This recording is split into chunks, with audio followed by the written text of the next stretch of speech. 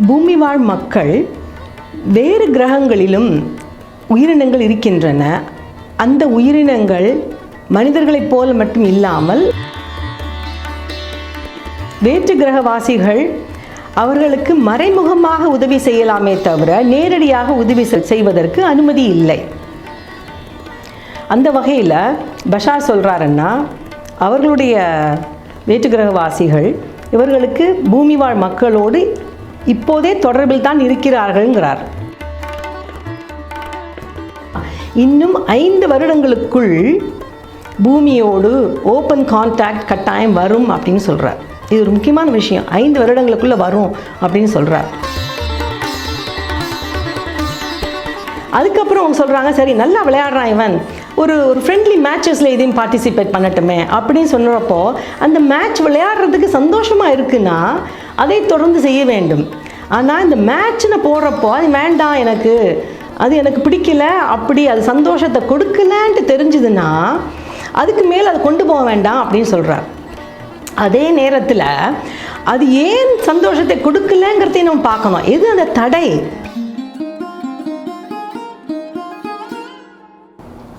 ஒரு சின்ன ஒரு மாற்றத்தை கொடுக்குறதுனா, ஒரு சின்ன ஒரு புன்சிரிப்பு, ஒரு சந்தோஷம், ஒரு ஃபீலிங் வருதுனாலே அதுவே முதல் படியை நீங்கள் எடுத்து வச்சுட்டீங்க. அப்புறம் ஏன் சந்தோஷமான செயலை செய்யணும் அப்படின்னு பஷார் சொல்கிறாருன்னா, அந்த சந்தோஷமான செயலை செய்யும்போது தான் நீங்கள் உங்களுடைய ஆன்மாவோடு கனெக்ட் ஆகிறீங்க. அதாவது சந்தோஷங்கிறது தான் ஆன்மா, அதுதான் ஆன்மாவின் குரல் அப்படிங்கிறார்.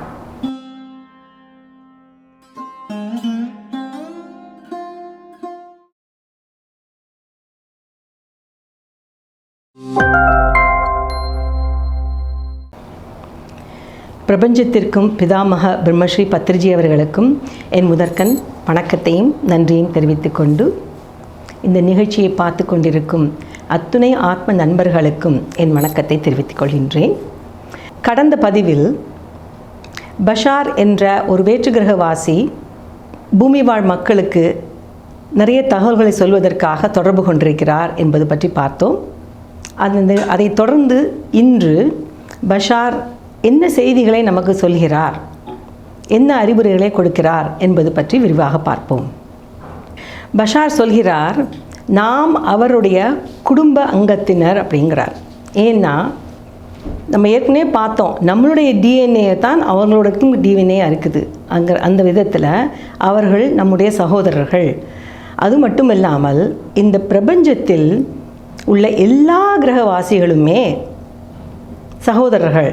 அந்த வகையில் பஷார் நம்மை தன்னுடைய சகோதரர்கள் அப்படின்னு சொல்கிறார்.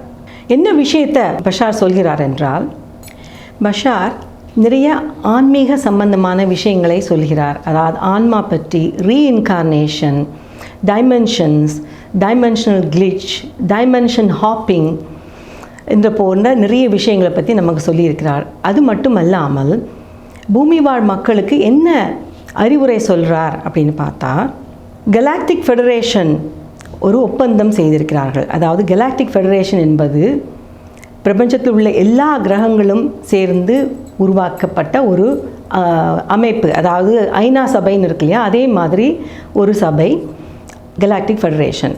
அவர்களுடைய ஒப்பந்தத்தின்படி என்னவென்றால், பூமி வாழ் மக்கள் வேறு கிரகங்களிலும் உயிரினங்கள் இருக்கின்றன.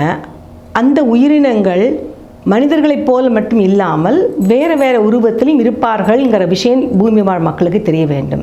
அடுத்ததாக பூமி வாழ் மக்களுக்கு எல்லோரும் உதவி செய்ய வேண்டும். அதாவது தொழில்நுட்பத்திலும் விஞ்ஞானத்திலும் முன்னேறுவதற்கு உதவி செய்ய வேண்டும். பூமி வாழ் மக்கள் தாங்கள் யார், நாம் எங்கிருந்து வந்திருக்கின்றோம், தங்களுடைய சக்தி என்ன என்பது தெரியாமல் இருக்கிறார்கள். அந்த விஷயங்களை அவர்களுக்கு வெளிப்படுத்த வேண்டும் என்பதுதான் முக்கியமான கோட்பாடுகள். அது மட்டுமல்லாமல் பூமி வாழ் மக்கள் அவர்களுடைய வைப்ரேஷன்ஸை தானாகவே அதிகரிக்க வேண்டும்.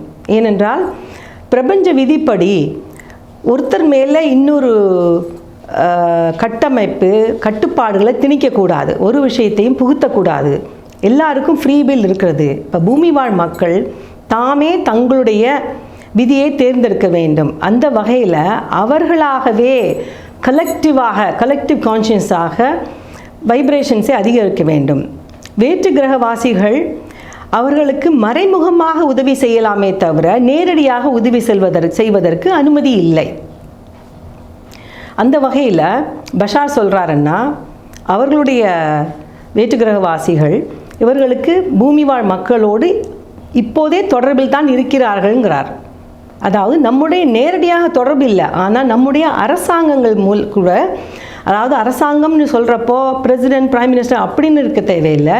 அரசாங்க அமைப்புகள், சயின்டிஸ்ட், என்ஜினியர்ஸ், அதுக்கப்புறம் சீக்ரெட் சர்வீஸ், அதுக்கப்புறம் வார், ஆர்மி, நேவி, ஏர்ஃபோர்ஸ் அப்படின்லாம் இருக்காங்க இல்லையா, அவங்களோட தொடர்பில் தான் இருக்கிறார்களாம். பஷார் மட்டும் இல்லை, வேறு வேறு கிரகங்கள்லேருந்துமே வேற்று கிரகவாசிகள் தொடர்பில் இருக்கிறார்களாம். தொடர்பு இருந்து அவர்களுக்கு விஞ்ஞானத்திலும் தொழில்நுட்பத்திலும் முன்னேறுவதற்கு பூமி வாழ் மக்களுக்கு ஏற்கனவே உதவி செய்து கொண்டு தான் இருக்கிறார்களாம். ஆனால் அந்த விஷயம் நமக்கு தெரியாது, பொதுமக்களுக்கு தெரியாது.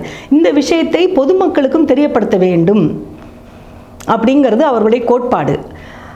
அந்த வகையில் எப்படி தெரியப்படுத்த வேண்டும், எப்போது தெரியப்படுத்த வேண்டும்ங்கிறதுக்கு தான் கலாக்டிக் ஃபெடரேஷனில் ஒரு 40 வருட ஒப்பந்தம் ஒன்று மேற்கொண்டிருக்கிறார்கள். அதாவது 1947ஆம் ஆண்டு ஒரு 40 வருட ஒப்பந்தம் ஏற்படுத்தினார்கள். அதன்படி 40 வருடங்களுக்குள், அதாவது 1987ஆம் ஆண்டுக்குள் ஓப்பன் கான்டாக்ட் வர வேண்டும். ஓப்பன் கான்டாக்ட் என்றால் நேரடியாக நம்ம பூமி மக்களோடு தொடர்பு கொள்ள வேண்டும் அப்படிங்கிறது தான் அவர்களுடைய முடிவு.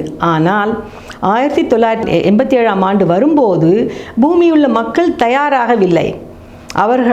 அவருடைய ஆற்றல் மட்டுமில்லை, அவர்களுடைய ஞானத்திலையும் அவர்கள் இன்னும் பின்தங்கி தான் இருக்கிறார்கள். அப்படி இருக்கும்போது இந்த மாதிரி விஷயங்களை சொல்லும்போது மக்கள் அதை நம்ப மாட்டார்கள். நம்புறது மட்டும் இல்லை, அதை அப்படியே நிராகரித்து விடுவார்கள். இது பொய், அதுலாம் சில சமயம் பயப்படுவார்கள். இப்போ நேரடியாக வந்து தொடர்பு கொள்ளும்போது பயப்படுவார்கள். இப்போ குழந்தைகளுக்கு நம்ம சாமி பூதம்னு பயப்படும் இல்லையா, அந்த மாதிரி பயப்படுவார்கள். அதனால் நேரடியாக தொடர்பு கொள்ளக்கூடாது. அவர்களுடைய வைப்ரேஷன் அதிகரிக்க வேண்டும், அவர்களுடைய ஞானமும் அதிகரிக்க வேண்டும் என்று காத்து கொண்டிருந்தார்கள். அப்புறம் 1987ஆம் ஆண்டு இது நடக்காத பட்சத்தில் இன்னொரு 40 வருடம் ஒப்பந்தம் போட்டார்கள். அப்போ அந்த ஒப்பந்தம் 2027ஆம் ஆண்டு தான் முடிவடைகின்றது அப்படின்னு பஷார் சொல்கிறார். அதாவது பஷார் என்ன சொல்கிறாருன்னா, இன்னும் 5 வருடங்களுக்குள் பூமியோடு ஓப்பன் கான்டாக்ட் கட்டாயம் வரும் அப்படின்னு சொல்கிறார். இது ஒரு முக்கியமான விஷயம். 5 வருடங்களுக்குள்ளே வரும் அப்படின்னு சொல்கிறார். அது வர்றதுக்காகத்தான் மக்கள் தயாராக வேண்டும். எப்படி தயாராக வேண்டும் என்று சொன்னால் நம்முடைய வைப்ரேஷனை அதிகரிக்க வேண்டும். அப்புறம் எப்படி நம்ம அந்த வைப்ரேஷன்ஸை அதிகரிக்கிறது, எப்படி நம்ம தயார்படுத்தி கொள்வது என்பதை பற்றி பார்ப்போம். அப்புறம் பஷார் ஒரு முக்கியமான விஷயத்தை சொல்கிறார். என்னென்னா, நீங்கள் எங்களை நம்பணுங்கிறது அவசியம் இல்லை, ஆனால் நீங்கள் உங்களை நம்பணுங்கிறதுக்காக தான் நாங்கள் உங்களுக்கு உதவி செய்ய வந்திருக்கிறோம் அப்படின்னு சொல்கிறார். பார்த்தீங்களா? அதாவது வேற்றுக்கிரகவாசி இருக்காங்களா இல்லையாங்கிற பற்றி நம்பணுங்கிறது அவசியம் இல்லை, ஆனால் நம்மளுடைய திறமையும் நமக்கு இருக்கிற சக்தியும் நம்பணும் அப்படிங்கிறதுக்காக அவங்க நமக்கு உதவி செய்ய வந்திருக்கிறாங்க அப்படிங்கிற விஷயத்த நம்ம தெரிஞ்சுக்கிறோம் மாஸ்டர்ஸ். நமக்கு ஏற்கனவே தெரியும், இந்த கோவிட் காலத்துக்கு பிறகு, அதாவது 2020ஆம் ஆண்டுக்கு பிறகு இந்த உலக அளவில், இந்தியாவில் மட்டும் இல்லை உலக அளவிலேயே ஆன்மீகம் கொஞ்சம் கொஞ்சமாக பரவலாக பேசப்படுகிறது. அது மட்டும் இல்லாமல் ஆன்மீக தளங்கள் நிறைய இருக்குது. நம்மளுடைய பிஎம்சி, பிஎஸ்எஸ் மட்டும் இல்லை, உலகளவில் எல்லா நாடுகள்லேயுமே அமைப்புகள் உருவாக்கின்றன. எல்லாரும் ஆன்மீகத்தை பற்றி பேசுகிறாங்க. நம்ம இருமையில் இருக்கிறோம், 3rd டைமென்ஷன்லேருந்து பூமி 5th டைமென்ஷனுக்கு போகிறது அப்படிங்கிறத பற்றிலாம் பேசுகிறாங்க. நம்ம இருமை டியூவாலிட்டியிலேருந்து ஒன்னஸ் கான்ஷியஸை பற்றி நோக்கி போய்கொண்டிருக்கிறோம் என்றெல்லாம் சொல்லப்படுகிறது. அப்படி பார்க்கும்போது அவர்கள் ஃபெடரேஷன் ஆஃப் கலாக்டிக் ஃபெடரேஷன் போட்ட திட்டத்தின்படி நாம் தயாராகி கொண்டிருக்கிறோங்கிறது தெரிகிறது. அப்போது இதை மேற்கொண்டு எப்படி இன்னும் கொஞ்சம் துரிதப்படுத்துவதுங்கிறது தான் பஷார் சில விஷயங்களை சொல்கிறார். அந்த இதில் பஷார் ஏற்கனவே சொல்கிறோம், நம்ம எல்லாருமே தெரிஞ்ச மாதிரி தியானம் மூலமாக நம்முடைய வைப்ரேஷனை அதிகரிக்கலாம். ஆனால் தியானம் செய்யும்போது நம்ம உட்காந்து தியானம் பண்ணுறப்போ நல்ல வைப்ரேஷனில் இருப்போம். அதுக்கப்புறம் திருப்பி நம்முடைய அன்றாட வாழ்க்கை விஷயங்களை செய்யும்போது பழைய இதில் போகிறப்போ அதெல்லாம் வைப்ரேஷன்லாம் குறைஞ்சி போகும் இல்லையா. அதனால அவர் என்ன சொல்கிறாருன்னா, சில ஃபார்முலா அப்படின்னு சொல்கிறார், த ஃபார்முலா அப்படின்னு சொல்கிறார். அதில் எப்படி செய்யணுங்கிறத குடிச்சிருக்கிறார். அது வெரி சிம்பிள். அவர் என்ன சொல்கிறாருன்னா, act on your highest passion every moment to the best of your ability and skills அப்படிங்கிறார். அப்படி அதாவது நமக்கு எந்த செயலை செய்யும்போது அதிகபட்ச சந்தோஷம் கொடுக்கிறதோ அந்த செயலை செய்ய வேண்டும். அப்போது சந்தோஷத்தை கொடுக்குறது நம்ம விழிப்புணர்வோடு அதை செய்ய வேண்டும். அப்படின்னா தான் நமக்கு சந்தோஷத்தை கொடுக்கும். அதை எப்படி செய்ய வேணும்னா நம்மள்கிட்ட இருக்கக்கூடிய அந்த திறமையை முழுக்க பாவித்து அதை செய்ய வேண்டும். எப்போதுமே சந்தோஷம் வரக்கூடிய விஷயத்தை செய்யணுங்கிறத தான் அவர் குறிப்பிடுறார். அப்போ நம்மளுடைய முழு திறமையும் பாவித்து செய்ய வேண்டும். அடுத்ததாக வித் ஜீரோ எக்ஸ்பெக்டேஷன், ஒரு எதிர்பார்ப்பும் இல்லாமல், with no insistence on the outcome, அதாவது நம்மளுடைய விளைவு எப்படி இருக்கணுங்கிற மாதிரி ஒரு திட்டம் போடாமல், கோ வித் த ஃப்ளோன்னு சொல்லுவாங்க இல்லையா, அந்த மாதிரி நமக்கு சந்தோஷம் கொடுக்கக்கூடிய செயலை செய்ய வேண்டும், ஒரு எதிர்பார்ப்பும் இல்லாமல். அண்ட் ஸ்டேயிங் பாசிட்டிவ்ங்கிறார். எப்போதும் பாசிட்டிவாகவே இருக்கணும். ஏன்னா கொஞ்சம் நெகட்டிவ் வைப்ரேஷன் வந்துடுதுன்னா அப்புறம் அது நமக்கு டவுனாக கொண்டு போயிடும் இல்லையா. அதனால பாசிட்டிவாகவே அது வர்ற விளைவு என்னதான் இருக்கலாம், எனக்கு இது பிடிச்சிருக்கு நான் செய்கிறேன், இந்த ஒரு குறிக்கோளோடு தான் செய்யணுன்னு எனக்கு விஷயம் இல்லை. அப்படி இல்லை, எனக்கு இருக்கிற என்னுடைய திறமையை முழுக்க நான் உபயோகப்படுத்தி இந்த செயலை செய்கிறேன், அதுக்கு ஒரு காரணம், இதுக்காகத்தான் செய்கிறேன், இதை அச்சீவ் பண்ணணும் அப்படிங்கிற நோக்கம் இல்லாமல் அதை செய்யணும் அப்படின்னு சொல்கிறார். அப்புறம் என்ன சொல்கிறாருன்னா, அந்த சந்தோஷம் இருக்கும் அளவு கொண்டு போக சொல்லி, take it as far as possible until the excitement is no moreங்கிறார். அதாவது அந்த சந்தோஷம் இருக்கும் அளவு தான் செய்யணும். அப்புறம் அந்த செயலை செய்யும்போது சந்தோஷம் இனிமேல் அதை தொடர்ந்து செய்கிறப்ப சந்தோஷம் இல்லைன்னா அதை செய்யணுன்ற அவசியம் இல்லைங்கிறார். இப்போ ஒரு எடுத்துக்காட்டு எடுத்துப்போமே. இப்போது ஒரு பையன், ஒரு சின்ன பையன் நல்ல டென்னிஸ் விளையாடுவான். அவனுக்கு இந்த ஐ பால் கோஆர்டினேஷன் நல்லா இருக்குதுன்னு வச்சுப்போமே. அப்போ அந்த பையனுக்கு டென்னிஸ் ஆடுறதுக்கு ரொம்ப சந்தோஷமாக இருக்குது. அது ஆடுறப்ப சந்தோஷமாக இருக்குன்னா அதை ஆடட்டும். அதுக்கப்புறம் அவங்க அப்பா அம்மாவோ இல்லாட்டி யாரோ கோச் யாரோ சொல்கிறாங்க, இவனுக்கு நல்ல திறமை நல்லா இருக்குது, அதனால இவனை கொஞ்சம் கோச்சிங் கொடுக்கலாமே, அப்படின்னா கொஞ்சம் நல்லா இன்னும் கொஞ்சம் இம்ப்ரூவ் பண்ணுவேனே அப்படின்னு சொன்னாங்கன்னா, சரி கோச்சிங் கொடுக்குறப்ப அந்த கோச்சிங் போது ப்ராக்டிஸ் அடிக்கடி பண்ணுவாங்க இல்லையா, அந்த ப்ராக்டிஸ் பண்ணுறப்போ அவனுக்கு இன்னும் சந்தோஷமாக தான் இருக்குன்னா அதை தொடர்ந்து செய்யலாம். அதுக்கப்புறம் அவங்க சொல்கிறாங்க, சரி நல்லா விளையாடுறான் இவன், ஒரு ஃப்ரெண்ட்லி மேட்சஸில் இதையும் பார்ட்டிசிபேட் பண்ணட்டுமே அப்படின்னு சொல்கிறப்போ அந்த மேட்ச் விளையாடுறதுக்கு சந்தோஷமாக இருக்குன்னா அதை தொடர்ந்து செய்ய வேண்டும். ஆனால் இந்த மேட்ச்னு போடுறப்போ அது வேண்டாம், அது எனக்கு பிடிக்கல, அப்படி அது சந்தோஷத்தை கொடுக்கலன்ட்டு தெரிஞ்சுதுன்னா அதுக்கு மேலே அதை கொண்டு போக வேண்டாம் அப்படின்னு சொல்கிறார். அதே நேரத்தில் அது ஏன் சந்தோஷத்தை கொடுக்கலங்கிறதையும் நம்ம பார்க்கணும். எது அந்த தடை, அது தடையாக எது வருகிறது, அந்த தடை எதன் அடிப்படையில் வருகிறது, எந்த பிலீஃப் சிஸ்டத்தின் அடிப்படையில் வருது, நமக்குள்ள பயம் இருக்கா, இல்லாட்டி நம்ம தோற்று போயிடுவோமேங்கிற ஒரு எண்ணம் இருக்கா, அது ஒரு ஈகோ இருக்கா, நம்ம தோத்துட்டோன்னா நமக்கு என்ன மற்றவங்க நம்மளை பற்றி என்ன சொல்லுவாங்க அப்படின்னு ஒரு ஈகோ மாதிரி இருக்கா, அந்த காரணத்தினால தான் அது நமக்கு தடையாக இருக்கிறதான்னு பார்த்தா அதை நாம் ஆராய்ந்து ஒன்றொன்றாக ஆராய்ந்து அதை கவனிக்க வேண்டும். மேற்கொண்டு அது திருப்பி சந்தோஷத்தை கொடுக்கணும்னா செய்யணும். அது இல்லை, அப்படி ஒன்றும் இல்லை, ஆனால் எனக்கு அதில் விருப்பம் இல்லை, அது மேற்கொண்டு சந்தோஷம் இல்லைன்னா அதை செய்ய தேவையில்லை அப்படின்னு சொல்கிறார். அப்புறம் இதிலே சில பேர் கேட்பாங்கன்னா, எது எனக்கு சந்தோஷத்தை கொடுக்குறதுனே தெரிய மாட்டேங்கிறது, நான் பாட்டு அன்றாட வாழ்க்கையை அப்படியே உழன்று போயின்னு இருக்கேன், இதில் என்ன சந்தோஷம் கொடுக்குறதுனே தெரியாமல் அப்படி இருப்பாங்க நிறைய பேர். சந்தோஷம் இருதா இல்லையானே தெரியாத அளவுக்கு, ஏன்னா விழிப்புணர்வாக இல்லாமல் செய்கிறப்போ நமக்கு அதில் உண்மையாக நமக்கு சந்தோஷம் இருக்கா இல்லையான்னு தெரியாமல் இருக்கும். அப்போ அதுக்கு அவர் என்ன சொல்கிறார் பஷார்னா, நீங்கள் சும்மா இருக்கீங்களா, ஒரு சின்ன ஒரு செயலை செய்யுங்க, எந்திருந்து போய் ஒரு வாக்கிங் போங்க, வெளியில் போய் வாக் பண்ணுறப்போ ஒரு சின்ன மாற்றத்தை கொடுக்குறதா உங்களுக்கு, அது ஒரு சின்ன ஒரு மாற்றத்தை கொடுக்குறதுனா ஒரு சின்ன ஒரு புன்சிரிப்பு, ஒரு சந்தோஷம், ஒரு ஃபீலிங் வருதுனாலே அதுவே முதல் படி நீங்கள் எடுத்து வச்சுட்டீங்க. அப்புறம் ஏன் சந்தோஷமான செயலை செய்யணும் அப்படின்னு பஷார் சொல்கிறாருன்னா, அந்த சந்தோஷமான செயலை செய்யும்போது தான் நீங்கள் உங்களுடைய ஆன்மாவோடு கனெக்ட் ஆகிறீங்க. அதாவது சந்தோஷங்கிறது தான் ஆன்மா, அதுதான் ஆன்மாவின் குரல் அப்படிங்கிறார். நம்ம சந்தோஷமாக இருக்கோம்னா அந்த ஆன்மாவோட கனெக்டடாக இருக்கோம் அப்படிங்கிறார் அவர். அப்படி இருக்கும் பட்சத்தில் அவர் என்ன சொல்கிறாருன்னா, இந்த பௌதிக உடலில் ஃபிசிக்கல் மைண்ட் இருக்குதுங்கிறார். அதுக்கப்புறம் the higher mind is there, அதான் ஹையர் மைண்டை தான் ஆன்மான்னு சொல்கிறார். அப்போ அந்த ஃபிசிக்கல் மைண்டு ஹையர் மைண்டும் ஒன்று இணையும் போது தான் நமக்கு ஆன்ம தொடர்பு கிடைக்கும் போது அதை தொடர்ந்து சிங்க்ரனிசிட்டிஸ் வரும், நம்மளுடைய இன்ட்யூஷன்ஸ்லாம் அதிகரிக்கும், ஆன்மாவின் குரல் நமக்கு கேட்கும், ஆன்மா நமக்கு என்ன சொல்ல வருதுங்கிறத நம்ம கேட்க முனைவோம். இந்த சந்தோஷமாக இருக்கும்போது தான் தெரியுங்கிறார் அவர்.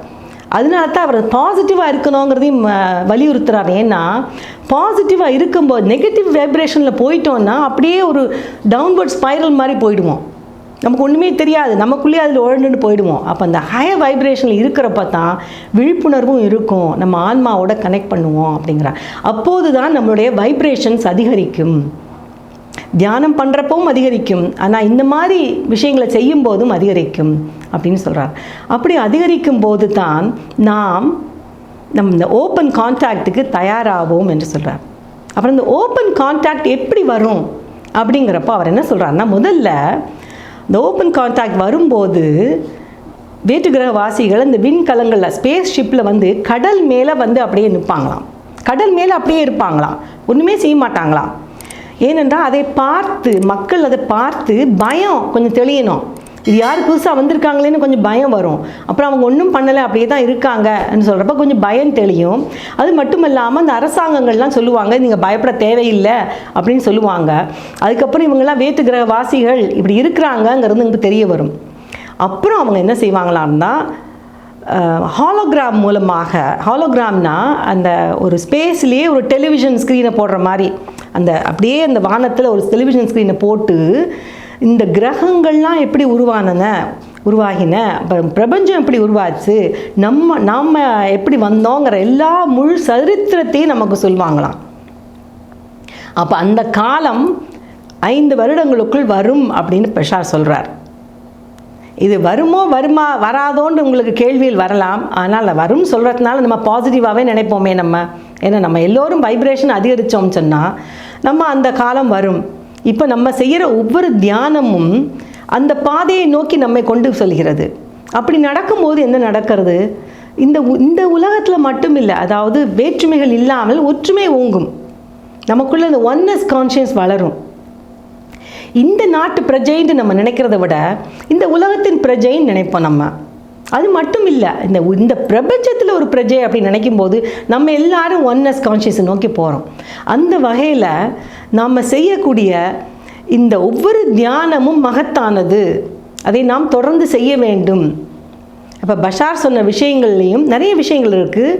அவர் இன்னமும் நிறைய விஷயங்கள் சொல்லியிருக்கிறார். கேள்வி பதில் செஷன்ஸ்லாம் நடத்துகிறார். அதில் மக்கள் நேரடியாக கேட்குறாங்க, நம்முடைய அன்றாட வாழ்க்கையில் பிரச்சனைகள், இந்த பிரச்சனை வந்திருக்கு, இது எப்படி தீர்க்கிறது அப்படிலாம் ஒரு கேள்வியில் கூட அவர் பதில் சொல்கிறார். இதை பற்றி உங்களுக்கு இன்னும் அறிந்து கொள்ள வேண்டும் என்று சொன்னார். பஷார் என்று நீங்கள் கூகுளில் போட்டாலே நிறைய பாட்காஸ்ட் வீடியோஸ் எல்லாம் இருக்குது.